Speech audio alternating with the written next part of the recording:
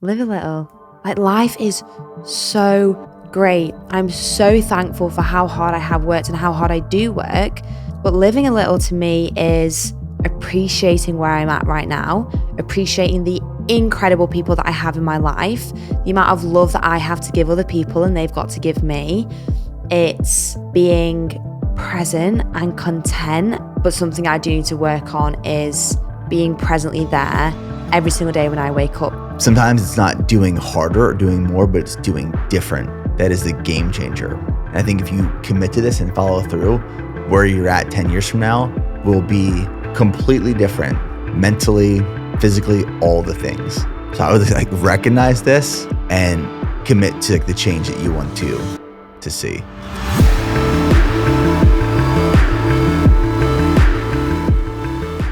Ladies and gentlemen, welcome back to the podcast. I have Lucy Davis back for her third appearance on the pod. Yeah. Have you ever had 3 people on before? It's there might be a few people, but it's definitely less than 4. You are one of them. Yes. Happy about that. How's it feel to be back in the great state of Texas? It's one of my favorite places in the world. Is it? It really is. And a lot of people say, oh, you can travel to so many different places. And I am doing that. But a place that makes me really happy, I get to spend time with people that I love and appreciate. I will always be coming back here. Like when I say I land off the plane and I just glow differently, I just feel very content here is probably the best way that I can put it. And I am back multiple times for the rest of the year as well. But no, I absolutely love being back. We didn't bring the weather. I'm not going to hold it against you, but it is absolutely freezing. It is freezing. It is freezing. I didn't bring winter weather clothes. So I've worn this pretty much every single day that I've been here. Well, it feels like every time we have a race the past couple weeks here in Texas, this massive cold front comes in. But I've always had this feeling when I have always flown back into Texas, Austin specifically, there's something about the Austin, Texas airport that makes me feel so welcomed and comfortable. It's the perfect size. Mm-hmm. It's not too big. It's not too small. It's really easy to get an Uber or to your car, get in and out. But I always feel just really good coming back to Austin, Texas. Yeah. You feel that? Yeah, I can relate.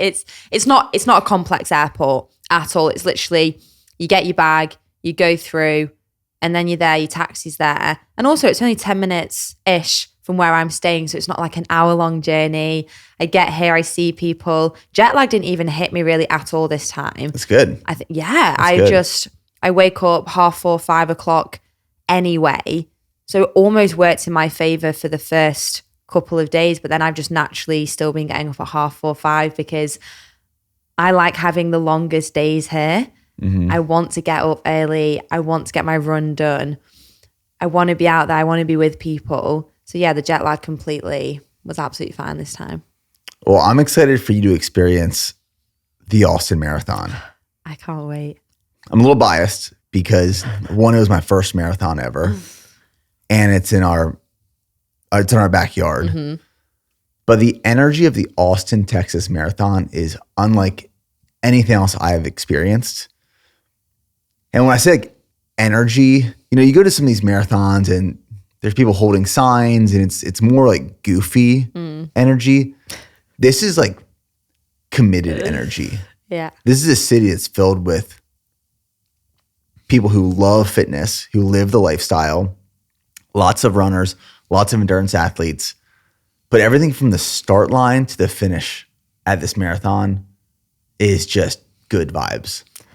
I could not be more excited because a lot of people are what time are you going for? I was like, no. I'm doing this marathon for the energy, for the vibes. Yeah. It's not I'm not in a marathon block.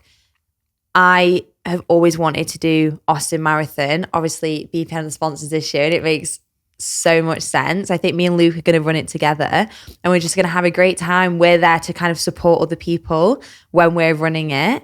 I know it's also very hilly, so I'll get some hill training in there whilst I'm doing it. But I'm not every single race that I'm doing has to be, okay, go for a sub 3 or do that. No.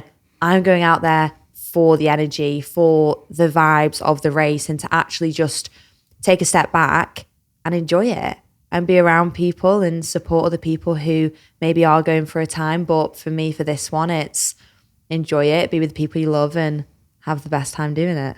Yeah, I approach races 2 different ways. One, it is a full send. I put in a huge prep. Yeah. I am dialed. I don't see the course. I don't see the people. I'm just focused on every intention of each mile. Mm-hmm. That's like one full extreme. There's nothing really in the middle. The other extreme is just having fun, feeling and embracing the experience, being there for the people. So it's either one or the other. Unfortunately, I can't run this weekend because I'm dealing with some Achilles issues. Mm-hmm. And I never get injured. You know, all these fitness preps I've ever done, there's always something, as you know, something flares up. Yeah. Things hurt. Naturally. Uncomfortable. And you can just train through them. Yep. This is the first time in a long time I can't train through an injury. My fear is that if I do try to train through it, I'm going to end up tearing or rupturing my Achilles, and then I'm out for a year plus. That's the last thing I want. So I am pretty bummed that I can't run the shakeout tomorrow, which is Friday, and then the race Sunday. Yeah. But it's still going to be a great time. Oh, it's going to be the best time. I think that's where, with injury, and there is a difference between, oh, I've got a slight pain, and, oh, no. If I push through this, I'm actually going to injure myself and put myself out for the whole year. But you still get to be a part of it and amongst it. And I think it's super cool that BPN are there. Is this the first year they're the main sponsor? Yeah. Of it? That's really big from like a business perspective as well, though. This is like huge. Looking at a different, okay, not running it and things, but from a business perspective, that is so exciting. It's huge. I mean, like it is still very surreal for me. 2018 was my first marathon ever. It was the Austin Marathon. And that was such a pivotal point in my life, but also for this brand's future and trajectory. If I didn't run that marathon in 2018, I don't know where I would be and where this brand would be today. That's like where I got the itch. And then from there was another marathon, then Ironmans and ultras and going after sub 3. My first sub 3 attempt was actually the Austin Marathon in 2021, which I missed by 24 minutes. Huge miss. So trained for the year, came back. But this weekend, I think this is the first year the Austin Marathon is ever sold out. Wow, that's big. There's over 22,000 runners, all of them fueled by BPN products on course. Go gels and electrolytes, the only nutrition source on course. That's really, and usually it's not, I think when I've done a lot of marathons, there's usually like 5 different brands. Right. Or there's, you've got multiple hydration things and then electrolytes and then you've got 10 different bars. So just to have one, that's really special. I'm excited about that. It's very cool to be a part of. Honestly, like that's why I'm not that upset that I'm not running. Yeah. Because I want to be there for the community. I don't want to miss any part of it. Yeah. I just want to be able to sit back and take it all in and just witness all the hard work that's gone into not just this race, but the last decade of building, not by myself, but with a team and other people. And this weekend's going to be a really pivotal moment of our history as a brand. Does it make you feel emotional at all? When you think about, I don't know why, because like I kind of say I've been with BPM for the last year because I think of the Speed Project, and that's almost when it hit off me. I know it was October, but it does feel like so much longer for me. It's crazy to think that the Speed Project was almost a year ago. Yeah. I know. Me and George were speaking about it. And like the first conversations we had, the first time I really spoke with like BPN was last February. And that's where we are now. And I was like, it's been like a year since that. And when you speak about the brand, because I understand the history of it and where you've come from and just from knowing you. But it even makes me feel emotional because it's like a level of proudness of, oh my God, this is actually, and I know how hard it is, I think from like a business perspective to, I guess, like look from an outside perspective and look in. Yeah, I was just, does it make you like feel emotional, or is it just? Oh no, it's all the emotions. Yeah. In a way of, this is going to be a big moment for us. And not to say that we've made it, but to say that we're doing it. Yeah. Like we're doing what we said we'd always do. And I think back to like those moments, I can picture myself right now in my college apartment, what that apartment looked like, where I was sitting, the laptop I was working on, the website we had at the time, like where I was packing orders out of, my bed, like all the things, my printer. That apartment, I can visualize every little component of it. And thinking back to where we started then and where we're at now, 13 years later, 2025 is going to be a really meaningful year for us. One, being the main nutrition sponsor of the Austin Marathon. That's part of it. Mm. But then in 2 months, we're moving into our new HQ, a 76,000 square foot facility. That's so exciting. Have you toured it yet? No. Oh, I can't wait. I'll show you. Yeah, I'll show you. I can't wait to show you because it's right around the corner. Mm. But if you would have shown me, 22-year-old Nick Bear, when I was just getting started, where we would be in 2025, I would have said, there's no way. Yeah. There's no way. But it's just been a lot of consistent hard work, choosing the hard right over the easy wrong. Mm-hmm. And honestly, like if I have to pin it down to one thing, it's been aligning with the right people, building with the right people. And that makes the biggest difference. Mm-hmm. Just having the right people in the right seats on your team to help build with you. Because there's no way I could have got here by myself.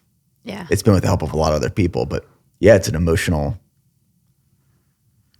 experience for sure. Yeah. It's like that with anything, isn't it? Even when you're going through the most difficult times, you really recognize who is there for you. And it's almost not necessarily at your worst, but at your worst. Like we all go through periods. I even know like the past 3 months, like last year, I was good. I was okay. I was happy. I was not my best self because I was burying a lot of emotions and almost put myself so far into like work and competing and not dealing with things that I knew I had to deal with, but I wasn't quite ready to deal with it. And the people who were there for me at that time, business-wise, like my team, but also my friends and family, and you really recognize in your weaker times and your more vulnerable times where you're not 100%, who is there for you. And then you come out the other side and I feel great and I'm still dealing with things, but I'm really happy and it's all, and the same people are there.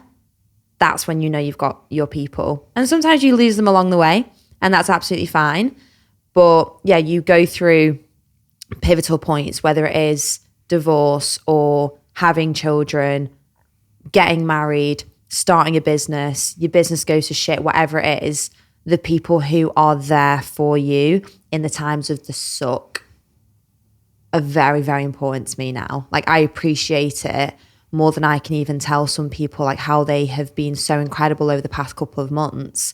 And I can give that back to them now because I haven't had the emotional capacity sometimes to be able to give that. Last year, I struggled quite a lot with my emotions and I love giving. It's like one of my favorite things about myself is putting other people first. And I couldn't really do that last year and I really struggled with it. And people stuck by me. And that, I will carry that with me for the rest of my life, like those people. So like building the business and things that I've got, I know I've got really good people around me. So I enjoy listening to you say that because like 13 years later, so in like 5-6 years times, I can be like, oh, do you remember that time that was really difficult? But you got through it. with your people. And I know I couldn't do it without people in my life. No way. I struggled with that whole concept for a long time, where I thought that when I first got started, the people I got started with, and when I say got started, can be applicable like to a bunch of different chapters in my life. But I just assumed that they were going to be with me indefinitely. Forever. Through the highs and lows and the hard times, the good times.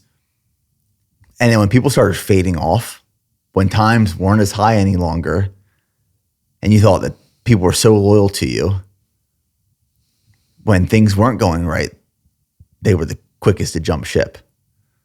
And then vice versa, sometimes when it was the hardest times, you had people who leaned in even more. Mm-hmm.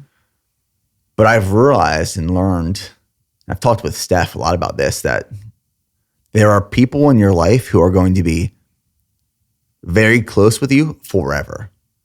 There are people in your life where the relationships will kind of fade into the background, but they'll still always be there. Like you make a phone call, they always pick up. Then there's people who come in for seasons and chapters of your life, and you might be best friends, you might be very close, you might share every part of your life with them, and you just assume that they are going to be a lifelong partner with you forever. And then next year you realize you're not talking to that person at all. Mm-hmm. But they were in for a very instrumental and important chapter or season in your life. But you might not ever talk to them again. And you're going to have more relationships like that in the future. There are people who come and go, and there's people who stay through thick and thin. But that's just part of life. That's part of building relationships. It's the hard part about maintaining relationships. Yeah, and then you can only learn from it through experience of those different friendships and those different relationships. Like I'm 28 and I'm only just kind of realizing it now. And it's hard. Sometimes the seasonal ones, like that's what you call that. I like referring it to that. It makes sense. Yeah, you have friends for like different reasons or relationships for different reasons. And I was speaking to someone about it last night at dinner, saying, and I was asked, do you regret anything that's happened in your life? And I don't think I regret a single thing that has happened. And there's been some really hard times, really bad times. But if I didn't do those things, if I didn't experience the bad, the good, the negatives, whatever it is, I categorically would not be the person I am today, because from the hardest times, from the times that I thought I've not been able to get through it, or I've been at my lowest of my lows, you learn more about yourself in those areas of your life than you do the positives. The positives are great. We all want the positives. They're optimistic. I'm a very optimistic person. I have learned more about myself probably in the past 6 months, especially my emotions and my self-awareness and who I am as a person, than I probably have my whole 28 years of life. And it's almost me recognizing that of, I don't regret a single thing that's happening. You shouldn't live with regrets. You can't look into the past because you can't change it. You can just change and control what you think moving forward. So I'm not going to be stuck thinking, oh, I could have done this, I should have done that. Yeah, there's probably loads of stuff I could have done, but I didn't. And at that time, I made that decision for a reason.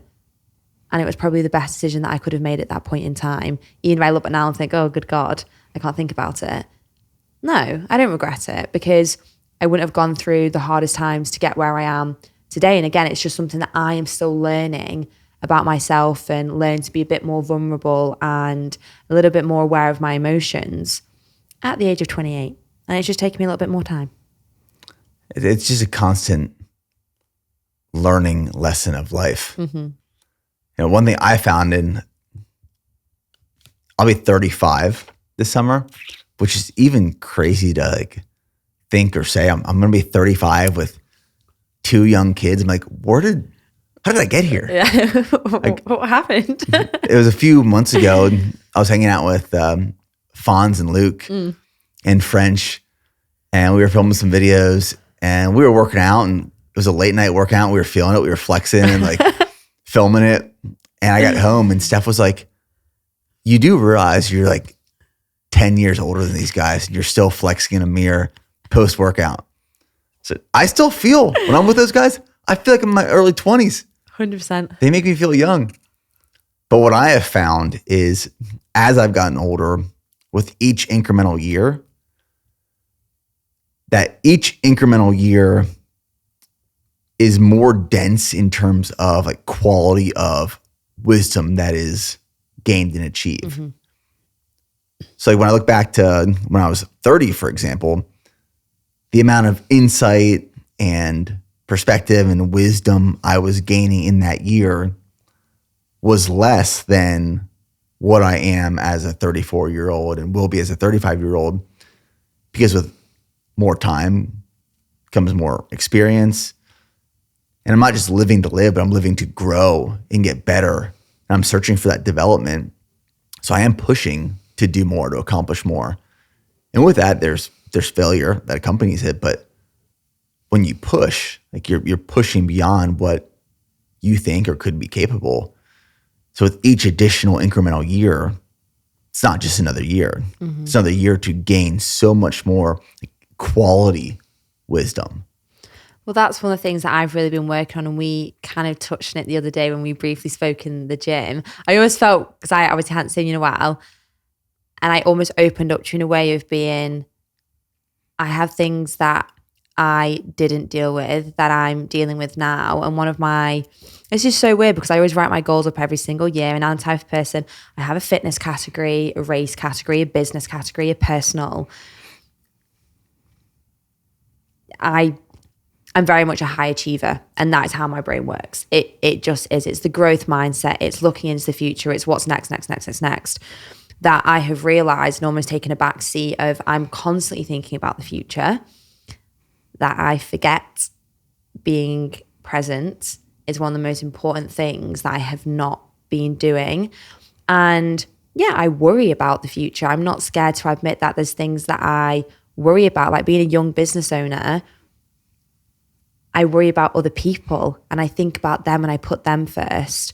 Whereas I've almost had a real reflection of, okay, Lucy, you've got all these incredible things happening, but one of the biggest goals, that is your scariest one, and I hate to admit it, is you've got to work on your mental health. You've got to do this, or I've been avoiding it, which I'm semi embarrassed to say or speak about, that I've just kind of been like, nope, I'll deal with you at a different point. You're not important. Now I've realized, like, my biggest goal for 2025 for this year, yeah, I've got loads of races. I'm going after a world record. I'm going after world first. My biggest goal, the top priority, is just putting me first and working on, I think, things that I know I need to work on. I don't know why it makes me feel a little bit embarrassed to talk about, because it shouldn't. I'm not embarrassed to talk about mental health and things like that. It's just, I'm very aware that I haven't done it. So it's recognizing things about yourself, like every single week, every single day. But yeah, when I bumped into you in the gym the other day, I was like, yeah, I'm pulling Berlin Marathon because I got to work on my mental health. Like, that sentence doesn't, I don't identify with that person. I identify with the hardcore grit. So when I said that to you, I was like, oh. Well, that's why I wanted to have you on the podcast. I know. Because like we need to talk about this, and I think let's hang out here for a little bit. Because yeah, people who listen to this podcast have a very similar mindset like you and me. Mm. We are very driven people. Type A, go, and achieve at our own expense. The intent is never to like achieve at other people's expense, but I think we both are willing to sacrifice our own personal health to achieve and then help other people along the way. And it's like, well, Nick and Lucy, you can take care of yourself later. Because what I have found through this whole journey, and I'm in a similar situation right now where like I'm trying to be very intentional with what I pursue, and also recognizing the collateral damage that comes along with what I pursue. Because I can push really hard and I can bury myself into the ground, and I can do that for a long time. And I'm okay, or I should say, I used to be okay with it affecting me. Mm-hmm. But then when I realized it was affecting other people in my life, like people who I work with, my family, my kids, that was an eye opener for me of, okay, like what am I trying to accomplish and why? Am I trying to accomplish more just to do more? Or am I trying to accomplish something that has really meaningful impact but doesn't create this collateral damage around me? So let's hang out here for a little bit. What does a better mental health environment look like for you compared to where it is right now? And why you've decided to pull back from some of these races? Because you had a very aggressive race schedule going into 2025. Do you know what? It's still pretty aggressive. And I've already competed 4 times this year. We're in February. And I'm aware of that. And I think this is important for me to say, I enjoy competing. I enjoy that environment. It makes me happy. I thrive off it. I like training for something. Like that is really important to me and I will always have that. And I do have a lot of goals coming up still this year. There's just the one thing that I struggle with and I always have is I have become this like person who has quite a hard exterior in terms of, oh, she does really cool things. She does hard things. Oh, she's got a business. Oh, she's great. Like I've identified with that and I've attached onto that. And that's also other people essentially validating that as well. Like we work so heavily on social media. There's a lot of people, not that I need the validation, but they give it to me. They give me that validation. So I'm like, oh, I am this person, which I know I am deep into my core. But what's happened, I think, over the past couple of months where I've been through a real significant life change, I've maintained that identity of you're really hardcore. You can't be sad. You can't be vulnerable. You can't cry. You can't care about your emotions because you're this person. And that's what I did a lot last year. Even I think back to our podcast, I was probably in that mindset of like, I'm great at it. Like I almost like was masking it. I was competing back to back. I was traveling, working so much. Like I look back and I almost make myself feel stressed about how much I was doing. And for me right now, with my headspace and where I'm at, is knowing that I am enough as a person for Lucy Davis. And it's almost questions that I ask myself of, like, am I enough just as Lucy? Am I enough as a daughter? Am I enough as a friend? Am I enough without all my achievements? Will people look at me the same? If I'm not doing things all the time, if I'm not competing, if I'm not competing to a high level, so it's not just competing. When I compete, I want to break world records. I want to go a sub-3 marathon. I want to do these things. But if I'm not doing them, are people going to think less of me? Are they expecting me to do this? Of course they are. So that's why I put Berlin down, because so many people are like, when's your sub-3 marathon? I was like, oh, I'll book it. So I signed up to Berlin, not for me. Not at all for me. I will do sub-3. I might even do 250 one day. I don't need to do Berlin. It would be straight into a marathon prep after Chicago, after High Rocks Worlds, because I didn't want to give myself a break to work my mental health. I was like, if I just keep training in a block for something, if I just keep working, if I fill my calendar so much, I don't have to deal with all these things of my real deep emotions. And they're quite sad questions that I ask myself, like, oh, am I enough without doing hard things? Am I enough without these competitions? Will people still think the same? People who love me and care for me, I actually don't think care about anything that I'm doing to that degree. Only I really care about those goals and those races because they're mine and they're special to me and they're important to me. I wouldn't expect other people to understand them. And I know that I have almost hit a wall, or I'm hitting the wall, or I hit it and now I'm climbing back over the other side of, okay, you've not looked after your mindset in terms of dealing with emotions.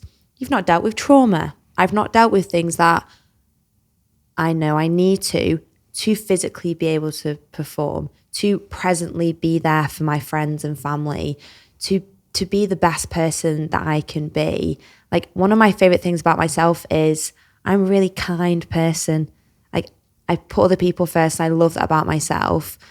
That's what strong mental health will look like to me, is believing and knowing deep internally, Lucy, people don't love you for what you're doing in these things. They love you for who you are as a person. So I think it's what good mental health will look like for me is me feeling that. It's all good of me while saying it. I don't feel that yet. I don't feel that. I've not even spoken about this before, so it's really, I feel almost like awkward speaking about it. But I think that's what it'll look like for me, is knowing that I am enough. I think this is great stuff to share. It's so scary though. I feel it makes me just feel uncomfortable. It makes you real. Yeah. And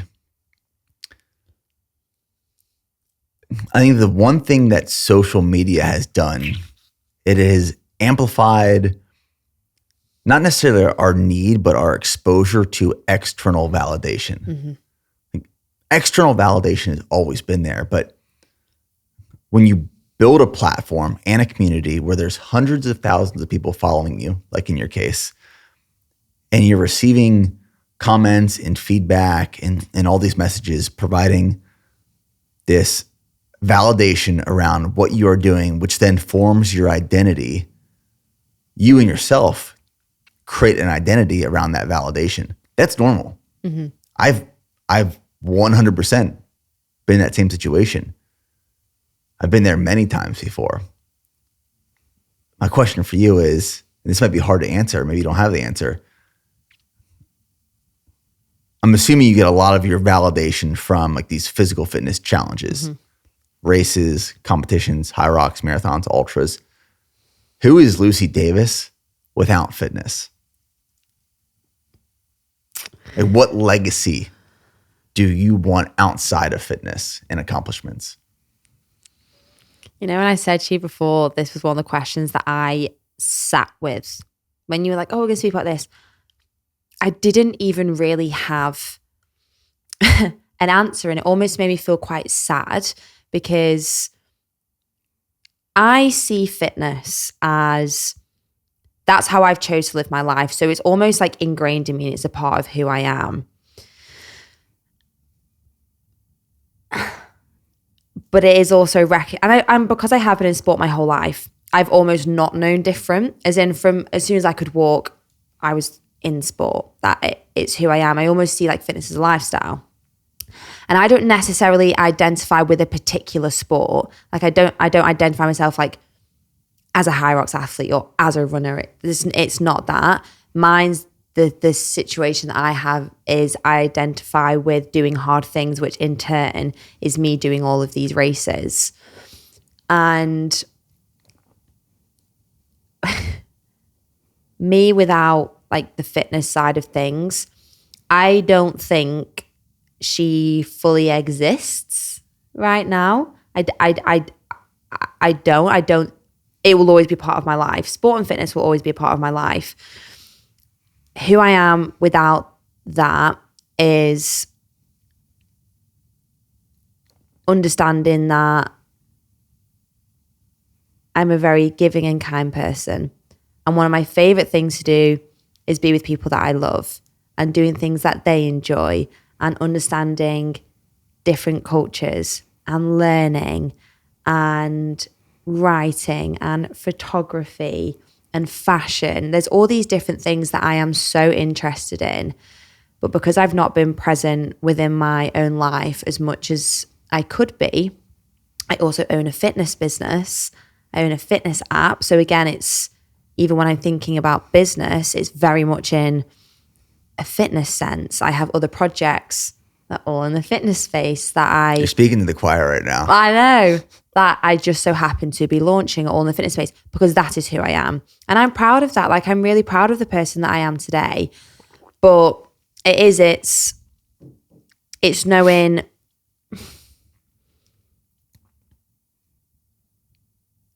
it makes me very awkward to not have the best answer to that question because I'm still figuring it out. And it's not that I don't enjoy doing other things, but yeah, a lot of my hobbies and interests are based around fitness. So like even going for a hike in the mountains, like the mountains are a safe space for me. I love them. They make me feel whole and calm and relaxed. And I can't even, the silence. But is that still classed as fitness because it's hiking? I don't know. I don't know what realm that comes into. The photography side of it. I love learning about cameras. I've been annoying Trey so much. I'm like, will you help me fix my camera? I'm going to take all these little pictures. Yeah, maybe that's a little hobby. I love expressing myself through fashion. I love doing that. I'm doing a lot of writing at the moment because I have a big project that I've been working on and I'm writing so much and I'm learning about myself. And are they all not related to fitness? I don't know because it's who I am. So a lot of the things that evolve around my life are based off that. But I think you can pigeon them whole into different categories. But yeah, I really struggle with that because it's the life that I've almost chose to have. And I'm super thankful and grateful for it. But it's trying to understand, does the other likes and passions that I have, they still come under the umbrella of physical and mental well-being, which is fitness. So, but I don't think there's anything wrong with that. No. I think people try to make other people feel bad that their like identity is tied to something they love doing, but who are they to say that you're wrong? Yeah. You know, a few years ago, me and Steph went to premarital counseling before we got married. And that was a point in my life where I was so focused on just building the business. That's all I cared about. Like so much of my passion is around fitness and building business.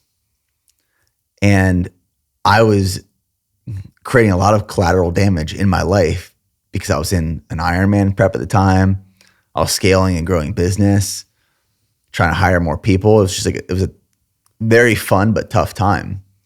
And the therapist asked me, who am I without BPN? And I sat there and I couldn't answer it. And I got pissed. I was like, this is stupid. I'm out of here. So we just never went back. And I sat with that for a while and I felt really bad because I couldn't answer it. But then I realized, why do I feel bad? I thought to myself, why do I feel bad? Because this person who doesn't know me or live the life that I live or have the same passion and purpose as me, who are they to judge me? So I think this is a time in your life where you have to be focused. And you don't have to have all these passions outside of the one thing that you identify with and you love.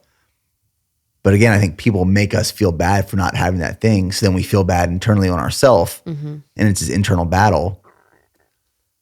So when I ask the question, like, who are you without fitness? If you don't have an answer, that's completely okay. Yeah. Because that is like your focus right now. And you shouldn't feel bad. Yeah, it's almost, I'm just making sure, which is why with the whole very much working on myself and, having therapy and really me working on that element helps me like be more present within like fitness and how it is such an integral part of my life and is who I am and it's who I identify with. But it's also, it's like being out here.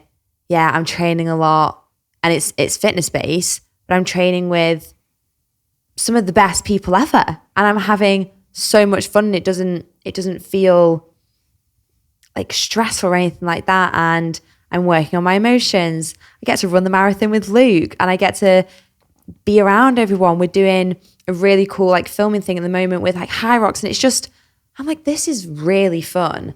But it's also pulling it for me to be, okay, well, be in that moment, Lucy.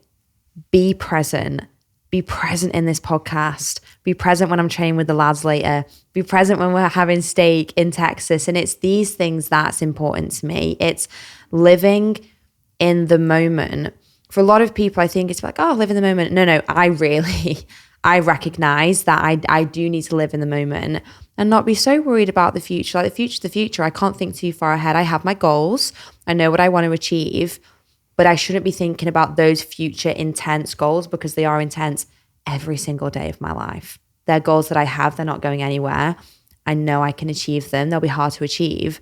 But I don't need to wake up every single morning and be like, oh, that's intense.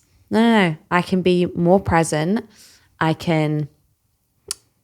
just feel a little bit more relaxed. I'm not the most relaxed person in some instances. I think a lot of my friends, and definitely my sister and family would say that, because I am a high achiever and I look at the next best thing all the time. I think, yeah, we get a lot of validation from social media, and I don't rely on the validation, but I think people are lying if they don't sometimes enjoy that level that people give to us in such a positive way. So yeah, I guess I'm trying to detach from those sort of things and just be who I am, live a little. And yeah, that's good. I think mentally that's where I'm at. And it doesn't mean I'm not happy. I think this is the thing, just because I'm working on myself and I'm prioritizing my mental health, I'm a very happy person most of the time. Like, I've always got a very high baseline level of happiness and optimism. But there's something internally that's maybe a little bit disjointed at the moment, and I recognize that, and I'm working on it. I can 100% relate to what you're going through right now. And being a little bit older than you, like a few years ago, I was really in the thick of this, and I still revisit it quite often. And like, people like you and me, and again, most people who listen to this podcast have the same mindset. We don't have to be provided motivation, and we don't have to be influenced to be disciplined. We are like, naturally, our baseline is disciplined. Mm-hmm. Our baseline is motivated. We want to achieve. But I think what we need to do sometimes is like let off the grip a little bit, because I will grip harder and harder and harder until someone's like, hey, like, your knuckles, look at your knuckles, they're white. Yeah. You're gripping so hard. When you're going through a very stressful time, what is your coping mechanism? And I'll share you mine first, so you can think about it. When I am overwhelmed or I am stressed, I try to control what I know I can control. And I wasn't able to recognize this myself, but Steph was able to recognize this. Mm-hmm. So if I'm overwhelmed with work, or I'm stressed out, there's a lot going on, there's pressure, I will control to crazy degrees my diet and my training. I will amplify volume and intensity of training, and I will amplify the strictness of my diet, where the scale comes out. Sometimes my Fitness Pal and logging food comes back out. I won't touch anything that doesn't fit into my diet. I will hit my macros to a T. That is the previous like obsessive compulsive eating disorder problem within me. Mm-hmm. And that is just my coping mechanism. Like, when I feel like life is getting out of control, I will grab onto what I know I can control. That is my coping mechanism. I now can identify it. Steph and my team can definitely identify it. Can you picture what yours is? I know exactly what mine is. I've almost just recognized what it is from you saying that. When I'm at very high levels of stress, and I know I can feel it. It just feels different. I will fill my time even more. As in, I will book more races. I will book in more meetings. I will take on more things for the business that I physically know I don't have the mental capacity to do so. But if I'm doing that and I'm busy enough, I don't have time to even think about being stressed because I have so much on. As in, I think that's actually what I do. I fill gaps and time so I don't have a second to sit with my emotions or the feelings of stress, because then if my time is so full, I'm full. I don't have time to sit with my emotions or even worry about those things, because and by booking new races or new projects within the businesses, I'm then focused on those, that I'm not then worrying about the stresses that I had. They're still there. They're probably worse. But that is definitely something that I do. It's like the person who has problems gambling, where you go into the casino, you go in with $100 and you tell yourself you're only spending $100 and you lose $100 in the first 5 minutes. So you go back and you pull another $100 out to try to break even, but then win a little bit more money back, and you lose that. And you go back, you keep digging yourself a hole and you never get ahead. And you're hoping that one of these times you go back, it's going to be that hit that gets you ahead and you feel better. But it isn't. You just keep digging and digging and digging. Yeah, but I recognize it, and I am self-aware of it. I think I've become very self-aware over the past couple of months of my emotions and certain like boundaries that I think I've almost set for myself of what I won't, or I don't have the mental capacity for. And that's within like friendships and like my family relationships and business. Like the people that I work with are absolutely fantastic because I think they know sometimes more about me than I even know about myself, because I spend a lot of time with people that I work with and they recognize it sometimes. And they're almost like, well, you're doing it like we don't need to do that new project. Like I was looking at new units and they were like, no, like with that, let's just pause on that, because I was trying to fill a gap of the amount of stress that I was feeling. I was like, I'll add to my plate. Why not? May as well. I'm already in the thick of it. I'm very thankful for people like that who do recognize it. And it also makes me very self-aware of situations that I put myself in. Yeah.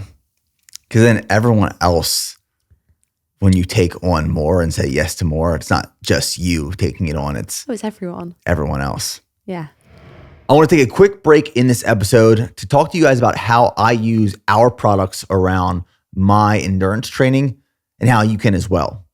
Now, here at BPN, we've created products to fuel your performance and optimize your recovery. But I want to talk specifically around how I use these products in my morning run. Before my morning run, every morning, I'm not training fasted. I want carbohydrates and I want electrolytes. So I consume 2 scoops of G1M Sport, which is our carbohydrate and electrolyte powder, and 1 Go Bar, which is our lightweight oat-based bar. With this combination, I'm getting about 800 milligrams of sodium and 76 grams of carbohydrates total.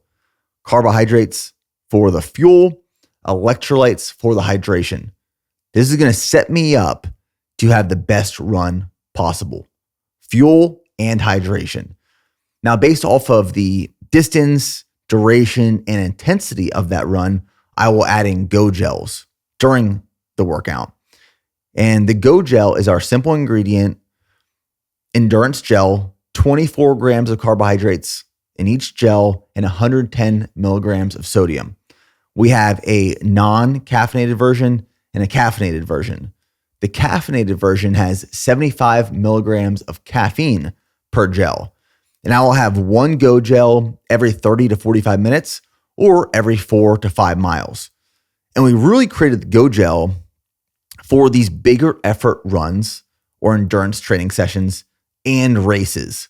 They are extremely useful during races because you get a quick hit of energy from the fuel, the carbohydrates, some hydration from the electrolytes, the sodium, but they also digest very easily. So you're not going to have stomach discomfort and GI distress. And then after my run, I want to rehydrate. So I'm always adding in our electrolyte powder, 1 to 2 scoops. Each scoop has 500 milligrams of sodium, full electrolyte profile. So I'm using our products to fuel training, enhance hydration, maintain effort intensity during training sessions with the Go Gel, and then rehydrating immediately after. So that's how I use our products around my early morning runs and all my endurance training, and how you can as well. So go to bpnsubs.com, check out all of our endurance products to fuel your performance. And now back to the episode. You made this post the other day saying that your new mantra is live a little.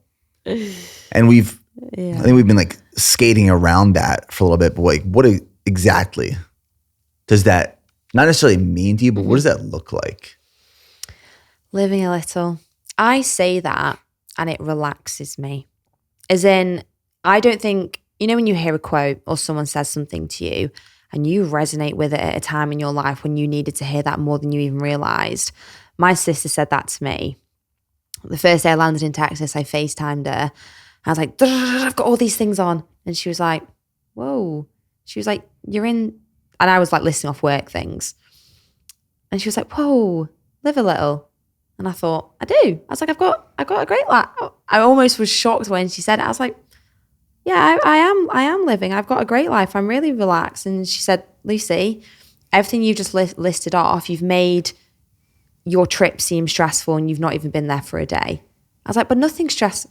And we spoke about it and we went through it a little bit, which is why I resonated so much, because it's like, live a little. Like, life is so great. I'm so thankful for how hard I have worked and how hard I do work. But living a little to me is appreciating where I'm at right now, appreciating the incredible people that I have in my life, the amount of love that I have to give other people and they've got to give me. It's being present and content. And I think for me, it's pulling back on, as I said before, I do enjoy looking into the future and thinking of the this, and this, and this. That's great. But something I do need to work on is being presently there every single day when I wake up. And I don't wish my life away at all. But I think I have been doing that. I've been so fixated on other things that are happening that aren't always in my control that I'm getting to the end of the day. And it's like, okay, new day. Go again straight. It's like, whoa, you've just had the best day ever. Like, let's just sit with that and appreciate how incredible life is and where you're at right now, and having the gratitude for that and those moments. And that's what living a little is to me. And that's something that every single day I wake up, I've done a lot of journaling recently, more like brain dumping as I write everything down. It's been helpful.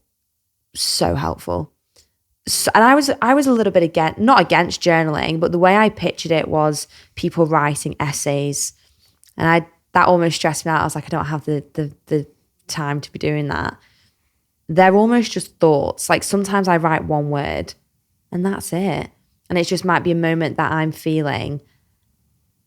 So, or like I scribble a little bit, or I draw random things. I was writing about emotions the other day, and I drew like a beach and waves and the seaside, because I was describing to myself how emotions feel like waves, and they come and go and we're not tied to them, and they're okay and they pass through. Some are big, some are small. So instead of writing all that, I just drew it, and I instantly felt very calm about it. But every morning I've woke up and I write, live a little, and it just relaxes me. It makes me feel whole. It makes me feel content, and that's where I'm at with that.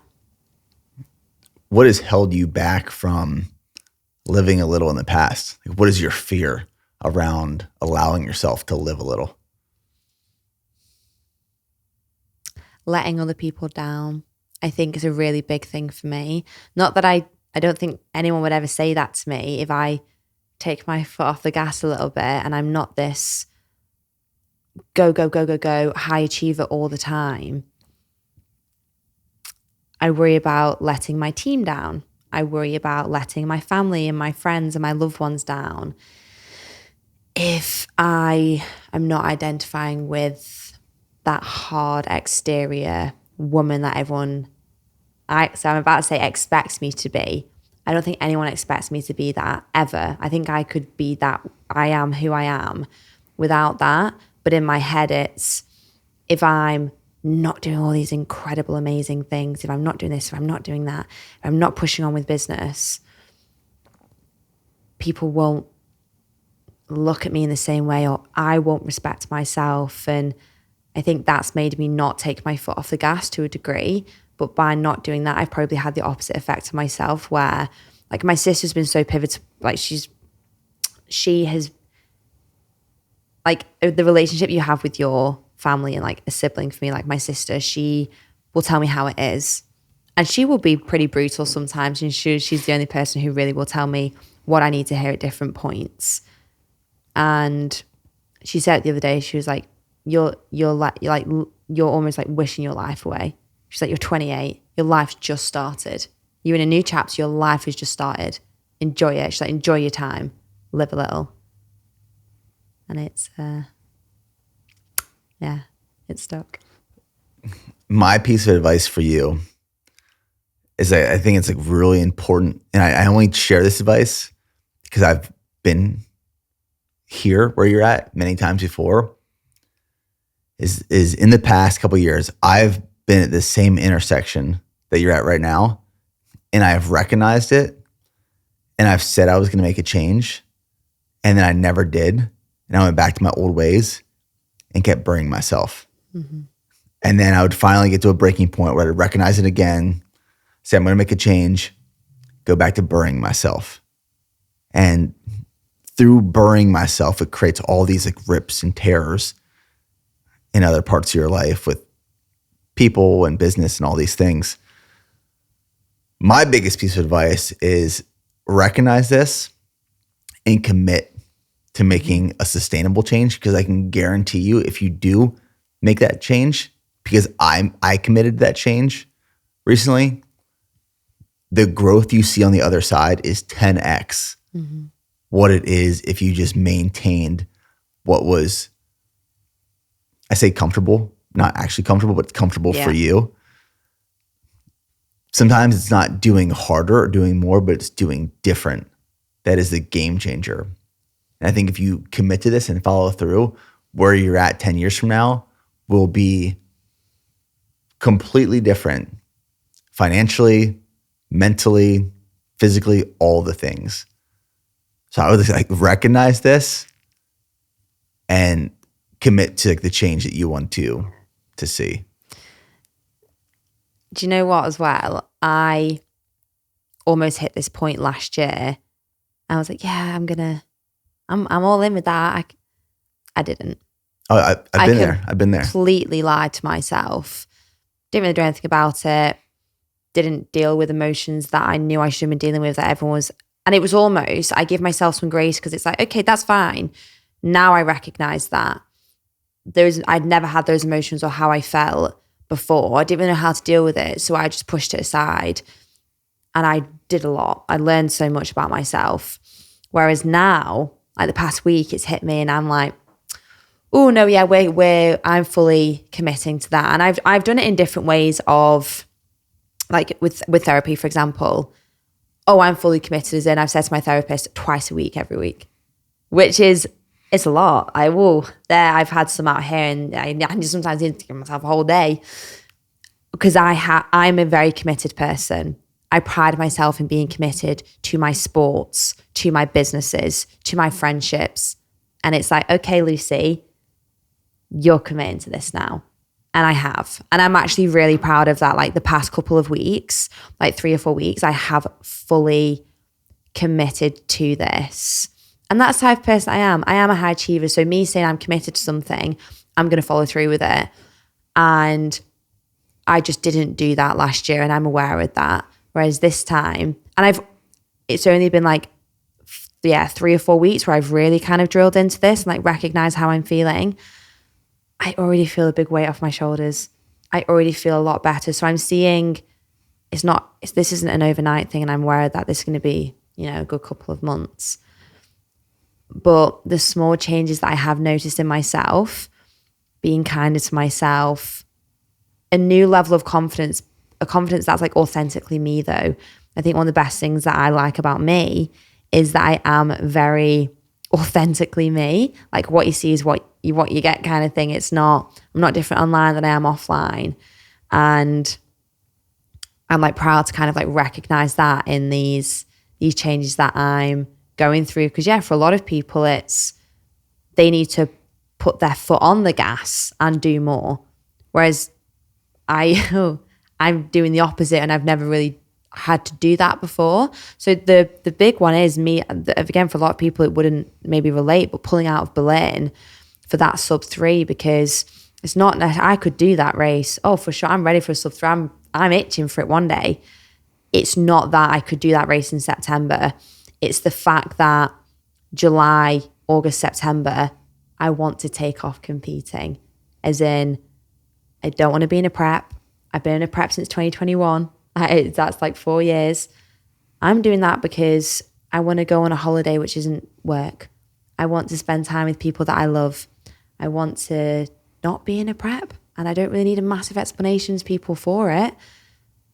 But again, that's like me committing to not doing a race. It almost sounds backwards, but it's for different purposes and different reasons. That it sounds really backwards actually, me saying it out loud, but no, I'm committing to me prioritizing.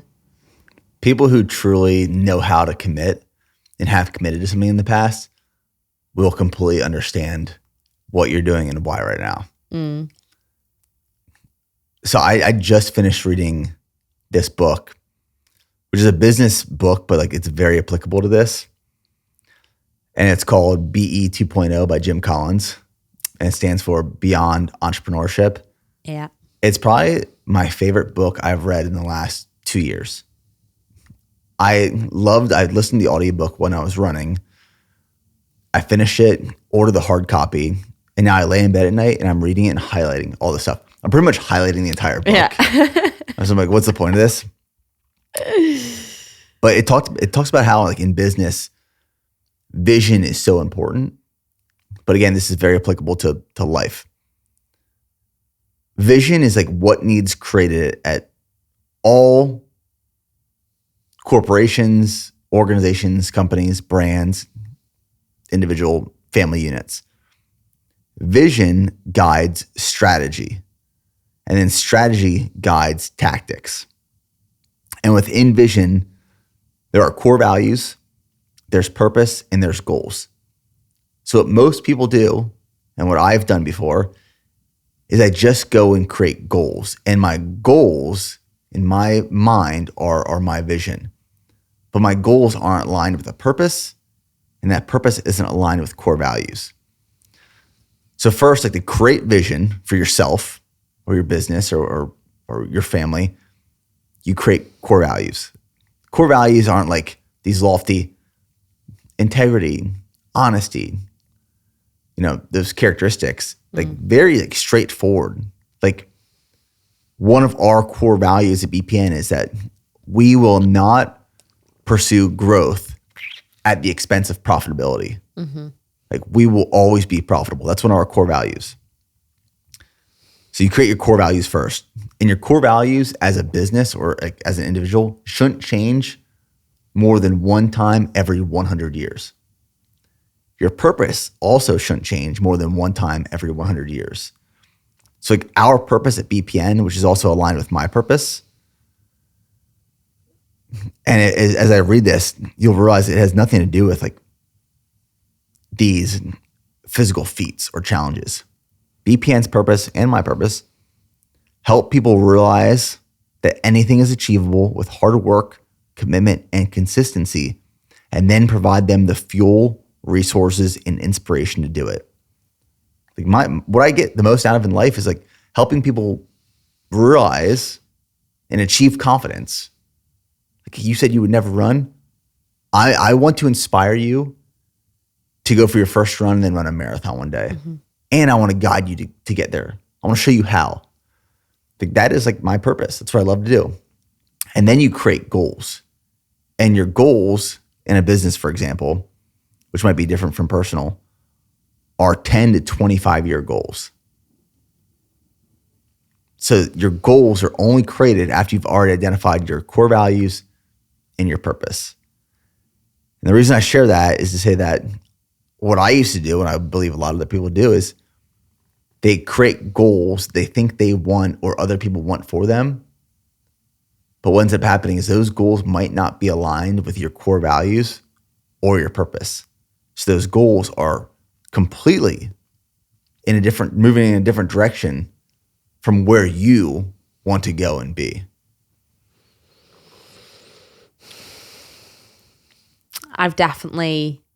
I can think of goals off the top of my head that I have almost set for other people, thinking I have definitely set them for myself.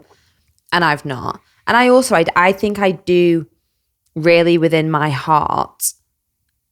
I know why I do what I do, and it wouldn't even mean I ever have to compete again ever. And I am aware of that. Like I'm so passionate, like I think about it daily because it excites me so much, is helping specifically women, because I almost grew up in sport and I struggled. There was times that, you know, the stereotypical and women can't do this, they can't do that. And I think it must have stuck with me from such a young age. Like, honestly, the age of like 4 or 5 years old, I've been in sport. Like, why I do what I do now, I don't want people to do these like ridiculously insane kind of like the things that I'm doing. I want them just to know, like, as a woman, you're capable of so much more than you ever know, and you realize you should be like, hold on to that and be so proud, like, to be a girl. And that is why I do what I do. And I know I don't need to compete or do this or to have that as like one of my purposes and why I'm doing what I'm doing. And I do recognize that, but it is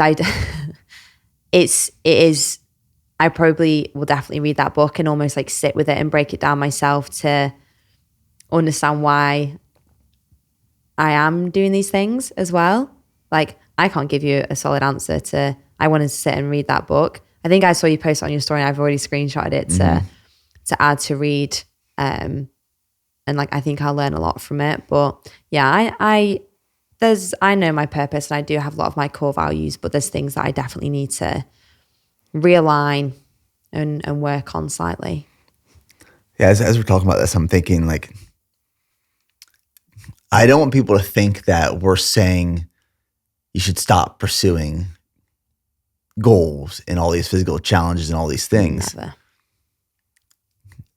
Because as you're talking about like what your goals are with creating content in these races, as a dad who has a young daughter, Charlie's 2.5 years old, I want Charlie to look up to people like you who are women owning who they are, true and authentic and kicking ass. And while other people chirp and make comments and say things, you just keep leaning in. And if I could have one magic power that I could just like cast onto my children as they grow up, it's just confidence. Mm-hmm. I want them to be so confident. I want them, and that is my goal as a father. Like, I want them to realize that if they want to do something, they can do it. No one's going to tell them otherwise. No one can put them down, and they are so strong and they're so confident. I tell Charlie that when I'm putting her to bed every night, like, you're going to be so confident. You're going to be independent. You're going to be strong. You're going to be successful. I just like speak that into her. And like, that is what you're doing for women in this world. But I think, you know, what I know is like the goal of what we're trying to get across in this conversation, this discussion, is that sometimes in that pursuit, you sacrifice your own personal health because you care so much about helping other people. Mm-hmm. And it's okay to take a step back sometimes and say, I'm going to take care of myself. It hasn't changed my goals, my ambitions, but I'm going to be very intentional with like putting myself first for a little bit so I can better serve other people later. Well, that's what it is. It's almost, I've taken it as, I'm not a weak person. I'm not. I don't really, that's just not who I am. But me opening up and being vulnerable in this conversation, which is definitely a vulnerable conversation, is actually, it's pretty brave to have people, I want them to be like, oh yeah, she's just hot. And I am. That is who I am. That is through and through. But also, I can be vulnerable and I can be proud of that. And I can be still this person, but recognizing and being more self-aware of my emotions. Okay, well, that will make me a better person for people around me. It'll also make me more confident. I lost a level of confidence last year and it's come back so much over the past 4 or 5 weeks because I'm focusing on myself and I'm telling myself every day, I wake up in the mirror, I'm like, you're a great person, Lucy. You are confident, you are successful, you are thriving. That's like a level of confidence that I have needed. And yeah, I'm going after a world record in a month. The one that I got and then got beaten.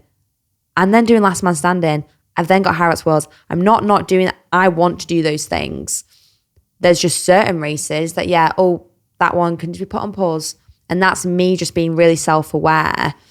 And the hope of this conversation is, we're not all completely bulletproof, and we hit a point that it's like, oh, okay, I've got to recognize that. And it's I'm almost like more proud of that and recognizing it and being able to be vulnerable and speak on a podcast about it, because hopefully people can take more away from this conversation. People might listen and be like, oh God, I'm definitely in that area, but I know I can get through it because I can be brave, I can be strong. It doesn't really change who you are. I know my core values is this. I've got that grit in me. I'm committed, I'm consistent, I'm resilient. I pride myself off those, but I'm kind, I'm vulnerable, I'm caring as well.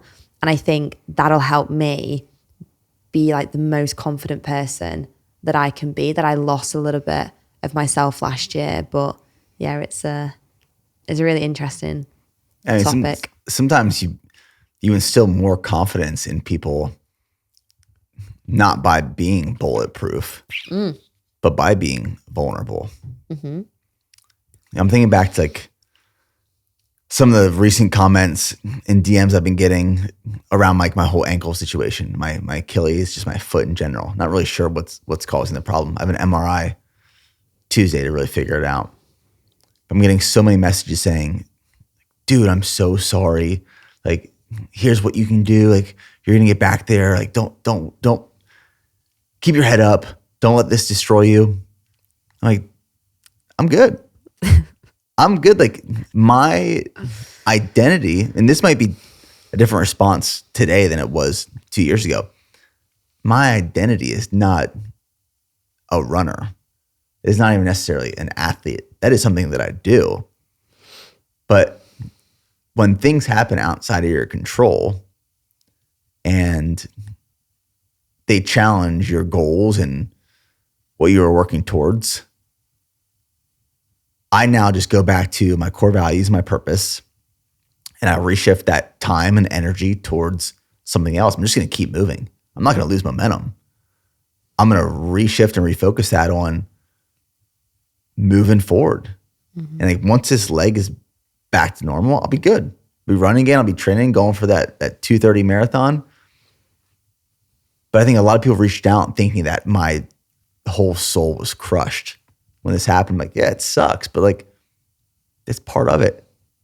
Now I get to put all this focus towards the BPN community this weekend, running the Austin Marathon, the athletes, get to cook steaks for you guys today after your workout. Like, just keep moving forward. But that's it. Like everything you just said, it's because I've struggled with injury in the past and I've been like, oh my God, whoa. Like injury sucks. Like it actually does. Like it's definitely like a difficult thing to get through. For sure. But yeah, I've had it in the back, even with, I tore my forearm in December and I just didn't train it. And people were almost like mortified for me for this. I was like, no, honestly, like I'm good. Like I was really focused on like the businesses. I was spending so much time with my friends. I just moved. I'd moved cities. So I was meeting new people. I was spending a lot of time on my own in Manchester because I've never been a city girl before. I was so excited. And I realized at that point, I was like, oh, I am actually, if I do get injured or these things happen, there's other things that I can focus on, which is still helping me move towards goals in different ways. But it doesn't have to be based around me competing or me training or doing different things. And I also think with fitness, because as I said before, it is very much part of my life, depending on obviously what injuries you get and things like that, I can try new sports. Like I could do some cycling. I don't usually cycle, but my sister's training for 70.3. They're all in Lanzarote at the moment. I'm going to fly out and meet them, go on the bike with them, like try different things, do some swimming. And yeah, like almost just not pigeonholing myself and attach myself, which is why I said I don't attach myself to running, to High Rocks, to the gym. It's, yeah, fitness as a whole is part of my life. But if an injury does happen now, I'm in a far better headspace to I agree with that, to deal with it. That's the best part about different things. But cross training. Yeah. It's like, how can I train? Let's learn something new. Let's try something different. The goals will shift a little bit, but I'm going to keep moving my body. I know that. That's not going away. No. We might have like slightly covered this, but I did want to ask this question because I think like there's some really valuable, like direct key takeaways we can share with people. What is one mindset shift you've made recently that has transformed your life? This is very recent because I've only just finished the book, and I don't know if you will have read it or listened to it, but it's called The Let Them Theory. Oh yeah. Mel Robbins. Yeah. Yeah, I love that book. That changed my perspective on a lot of things. I've always been aware of Mel Robbins. I think she's absolutely fantastic. I like how she speaks. I like how she comes across. And I read like a certain genre of books, and this one was recommended to me. Like I like a lot of business books and things like that. I thought, oh, Let Them Theory. I probably need to let a few things go.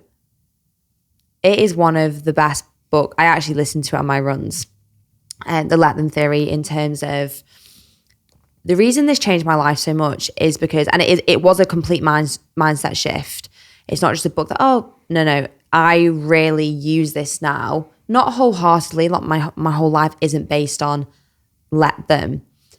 But the idea that you cannot control other people's mindsets or how other people react, you can't control every single situation, and you just have to, a lot of the time, let them be. Let them do what they need to do. Stop trying to control everything. There's not things, there are things that I can control in my life. There's also things that I can't. And one of those, the biggest things is other people's emotions, how other people feel, what they're doing. And I think people might pick up from this podcast that I do care a lot about what other people think. And I try not to, but I struggle with it.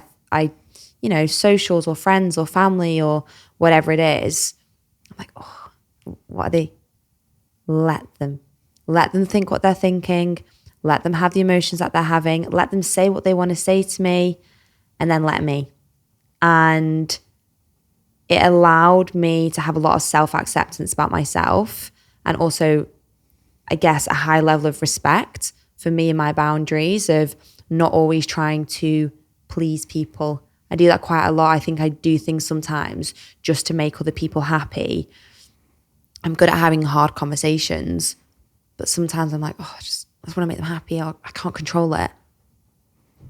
Let them do what they've got to do. I can't control every single situation. And it kind of, I guess, is almost tied into the live a little, because I'm then not worrying so much about what other people are doing that I can't control or that I'm not that happy with or whatever it is. It's okay. You've just got to let them and move on from it. So that's a mindset shift that I've had of thinking, and it's relaxed me quite significantly.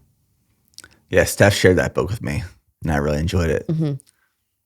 Example, like you were kind of like getting to, if you pulled out of a race and the fear was that other people would start talking about that being a weakness, or, well, Lucy Davis isn't as tough as she used to be. Let them think that. Yeah. Let them. Who cares? It's very freeing. It's Extremely. completely freeing when you do listen to, even in, she speaks quite heavily on like friendships and relationships and whatever it is. You've just got to let them. So I actually would advise people to listen to that book. And it's, even if you're kind of like not going through something, I think you learn a lot from it, and it's very valuable to maybe how we should live our lives to a degree. Yeah, I thought it was a good one.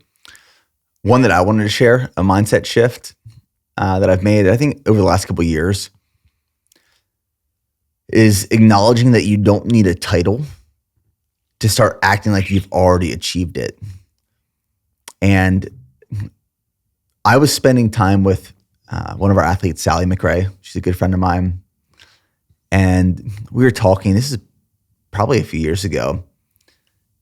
And, Sally's a professional athlete, professional runner.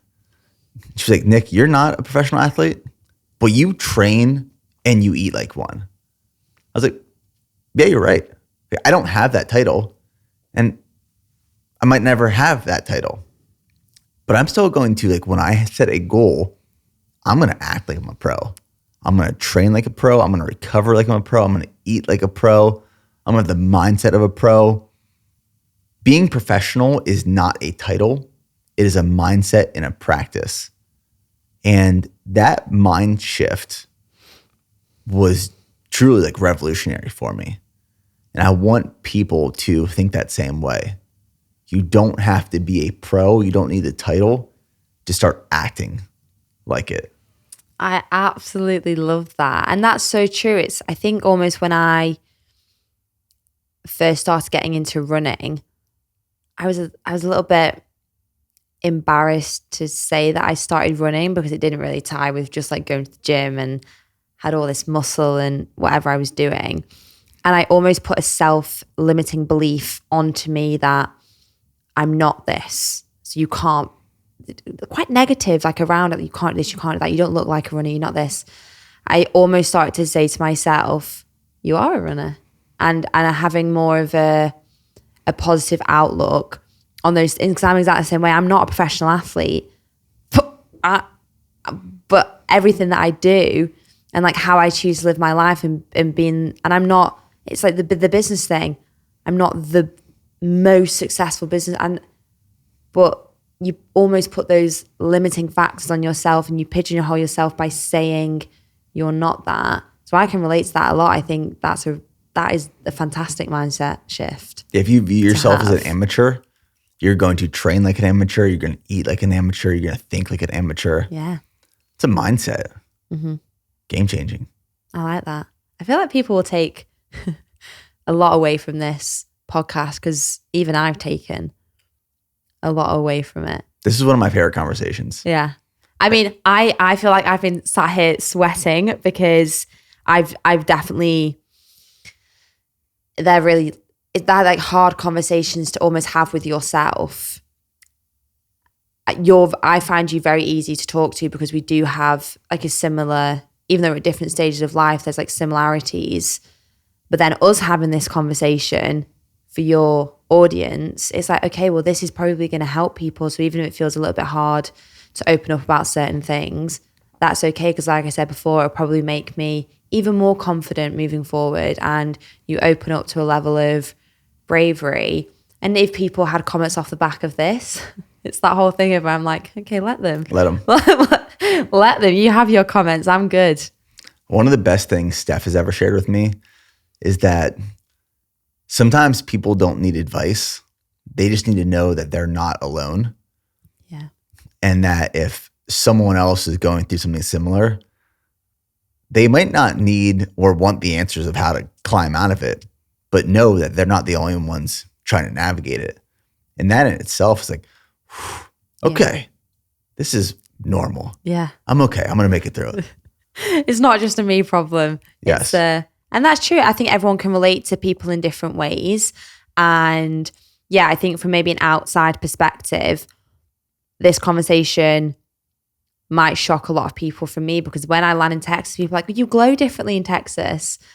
I'm like, okay, I don't want to come across fake because I am so happy and I feel great. But this conversation is important because we need to share to other people. I am so happy and I feel really good and I really do and I can feel it in my core. But also I'm dealing with things at the moment and that's important to share that you can glow and you can be happy and be dealing with things and still get through. Like you can still move forward even through more difficult times where you're still trying to navigate your mindset or is it your physical health or whatever it would be. You don't have to be stagnant during those processes. I'm very much moving forward through this. And it's a hard period to move forward through, but I don't feel stuck. And I need people to recognize that you can definitely move forward through more difficult times as well. You can still keep moving forward even if you're dredging through some mud. It's just you're not moving as fast, but you're still moving forward. Yeah. Well, Lucy, another great conversation. 3 podcasts down. I know. The next one will be the 4th when I'm back in March, and then May, the last one standing, 5th one. I can't wait for you to see the ranch for this so race. Excited. I'm putting like so much time and effort into this ranch build out. The trails are gonna be so nice. Like, oh, I cannot wait for you to see it. I can't wait for that race. It's gonna be. I'm secretly confident about that race. I'll tell you that. Everyone's thinking, oh, these people. So I'm also doing it. You yeah. It's mindset. It's mindset. It's mindset. It's grit. Yeah. All right. Until next time. Till next time. Signing off. Thank you so much. Thank you.